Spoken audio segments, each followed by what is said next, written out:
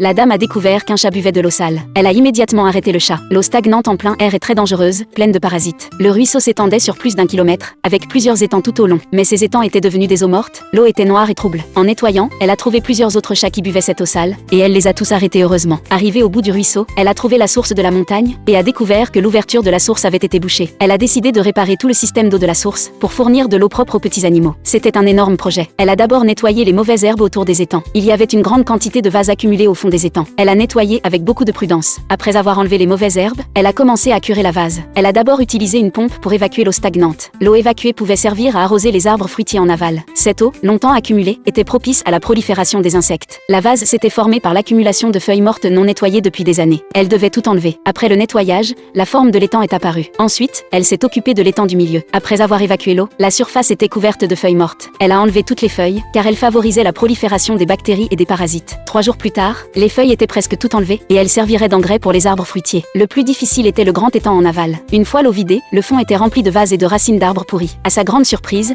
il y avait aussi des petits poissons dans la vase. La vase atteignait la mi-jambe. Elle a d'abord utilisé une épuisette pour attraper les poissons, remplissant un bassin. Finalement, elle a remis les petits poissons dans un cours d'eau propre. Après avoir attrapé les poissons, elle a commencé à enlever la vase. Elle a appelé des amis à l'aide. Avec les efforts de tous, ils ont enfin terminé le dernier étang. L'étape suivante était de nettoyer les saletés dans les fissures des rochers. La vase était enfouie trop profondément, et ils ont dû utiliser un nettoyeur haute pression. Pendant le nettoyage, ils ont trouvé une grande tortue molle sous une pierre. Après que tous les étangs aient été nettoyés, les chats les ont beaucoup aimés, et sont descendus jouer. La dernière étape était de déboucher la source. L'eau a recommencé à couler, pouvant arroser des centaines de mues de verger. Le bruit de l'eau a attiré de nombreux chats. Un chat s'est allongé au bord de l'étang pour chercher des poissons. Il n'y avait pas eu d'eau vive ici depuis longtemps, et les chats voyaient la source pour la première fois, la reniflant avec curiosité. Quelques heures plus tard, l'eau de la source a traversé tous les canaux, et partout où elle passait, l'eau était claire et limpide. Les chats ont commencé à boire l'eau de la source. Cette eau était beaucoup plus sûre. Elle a remis la tortue molle dans l'étang. Il lui faudrait du temps pour s'adapter à son nouvel environnement. Les chats aimaient se promener sur le petit pont de pierre. Les pentes de l'étang étaient douces, et même si un chat tombait à l'eau, c'était sans danger, et il pouvait facilement remonter sur la berge. Le point d'arrivée du système d'eau était le grand étang. L'eau n'était plus noire comme avant, mais dégageait une légère teinte vert clair. Les chats pouvaient boire au bord de l'étang à tout moment. En plein été, la dame se baignait aussi dans l'eau fraîche, se plongeant entièrement dans l'eau claire de la source. Alors, aimez-vous cet espace de boisson pour chat créé par cette dame ?